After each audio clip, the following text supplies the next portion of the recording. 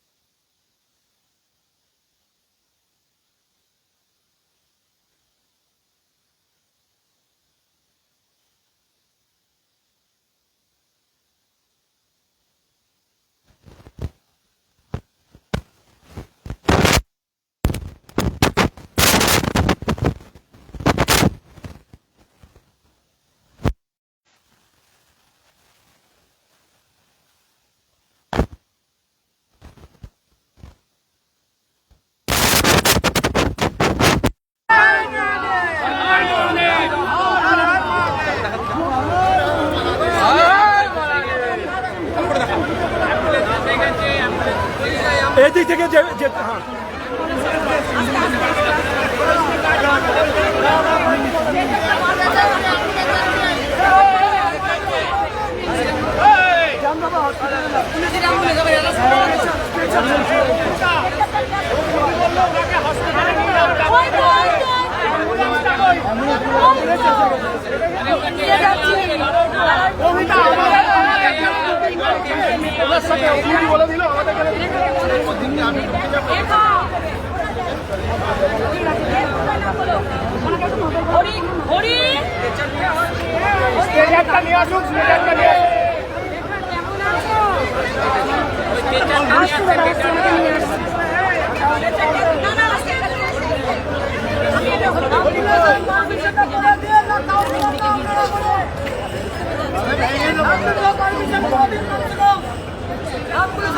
দেখতে পাচ্ছি ছাত্র সন্ত্র তারা কিন্তু রয়েছেন, একজন অসুস্থ পড়েছেন, অভিযোগ করা হচ্ছে পুলিশের বিরুদ্ধে, তাদের অভিযোগ করছে তারা।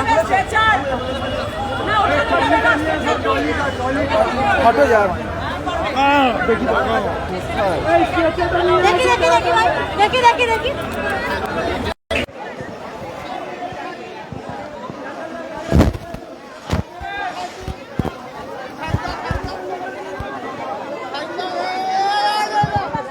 আমরা দেখতে পাচ্ছি সেই ছবি, একেবারে সরাসরি সেই ছবি দেখতে পাচ্ছি।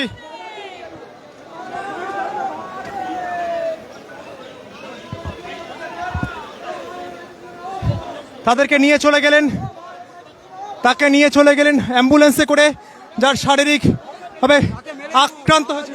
হ্যাঁ হ্যাঁ না মারা চলে উঠতে পারছেন উনি, কিরম মেরেছে পুলিশে বোঝাচ্ছেন, এই পুলিশের কিরম অত্যাচার না মারবার তো দেখছেন না। আমরা সাধু আছে, আমার কি আছে, আমাদের বৌদি কি আছে, আমার কোনো ইট আছে না জেলে, আপনার কি আছে, আমাদের একটা ব্যাগ আছে, আমাদের কি আছে, উদ্দি আছে, তাদের তো সব মুখে লাগিয়েছে একটা, মাথায় লাগিয়েছে একটা, সব লাগিয়ে রেখেছে। আমরা কি লাগিয়েছি মশাই দেখুন না, কেবল ব্যারিকেড আছে, আজ ব্যারিকেড নিয়ে রেখেছে যাতে কিছু হয়। আমরা কি করেছি, আমরা সাধুরা কি দাঁড়িয়ে আছি, শুধু আছি, দেখে নিন কেমন দাঁড়িয়ে আছি আমরা।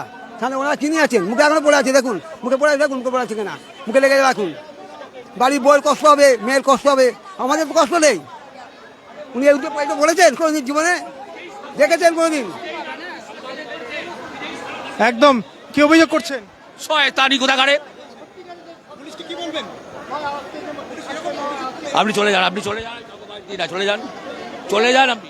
অর্থাৎ তাদের যে রাগ ক্ষোভ তারা কিন্তু উগড়ে দিচ্ছেন, আমরা দেখতে পাচ্ছি সেই ক্ষোভ রাগের বহিঃপ্রকাশ কিন্তু তারা করছে।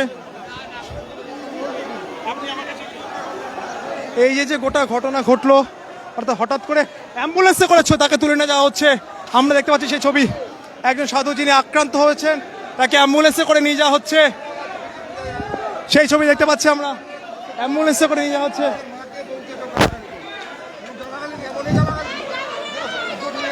একদম এক্সক্লুসিভ, একেবারে ঘটনার প্রথম থেকে শেষ পর্যন্ত আমরা একেবারে গোটা ঘটনার আপডেট দিচ্ছি আপনাদেরকে। এই গোটা ঘটনার কি বলবেন, এরকম বল কিছু বল, সাধু বাবাকে কিছু বল। এরকম আক্রান্তের ঘটনা কি বলবো, এই চিকিৎসা করতে হবে, ওদের নিয়ে যাচ্ছে সাধুরা মেরেছে, পুলিশরা কি করবে আর? অর্থাৎ এই দেখো এই জায়গাতে চিহ্ন, তাহলে হ্যাঁ, আপনাকে মেরেছে? হ্যাঁ আমাকে মেরেছে, আরো সাধুকে মেরেছে। ও বাবা তো সাধু হওয়ার অপরাধে মেরেছে? সাধু আর অপরাধ এই যে আমরা জমায়েতে এসছি এর জন্য, এর জন্য পুলিশ দিয়ে মমতা সরকার আমাদের অত্যাচার করেছেন ওর পুলিশকে দিয়ে, সাধুদের মেরেছে। তাহলে এর জন্য কি রকম ভুগতে হবে? অর্থাৎ যে কথা আমরা বারবার বলছি যে সাধু সন্তদের উপর আক্রমণের ঘটনা ঘটেছে, সেই ঘটনা তীব্র প্রতিবাদ তিনি করছেন। আপনি ত্রিশূলে আছেন, এখানে একজন ঘটনা ঘটলো, কি বলবেন? এরকম ঘটনা কিসের জন্য হলো? কেন আক্রান্ত কেন করতে হলো? সাধু বলে কি আক্রান্ত তো? সাধু বলে? হ্যাঁ হ্যাঁ, সাধু বলে আক্রান্ত। মুখ্যমন্ত্রী এটা ভারতবর্ষ, এবার এরা ভারতবর্ষ সাধু মুনি ঋষিদের দেশ, সেই জায়গায় সাধুদের গায়ে হাত পড়েছে। মমতা উচ্ছন্নে মমতার যা পুলিশ যা আছে, তাদের কি হবে না হবে সেজন ঈশ্বর বিচার করবে, পঞ্চ প্রকৃতি নির্বাক হয়ে যাবে। আচ্ছা, তারা এরকম বিভিন্ন রকম কথা কিন্তু তারা বলছেন, তাদের নিজেদের অভাব অভিযোগ তারা দাবি তুলছেন। আমরা গোটা ঘটনা দেখছিলাম। দাদা, জানতে চাইবো যে এই যেরকম ঘটনা ঘটলো, তাহলে কি সাধু হওয়ার জন্য এরকম ঘটনা ঘটলো? না না, সাধু কোনোদিন কিছু চায় না। সাধু জগতের মঙ্গলের জন্যেই তারা সাধু হয়েছেন।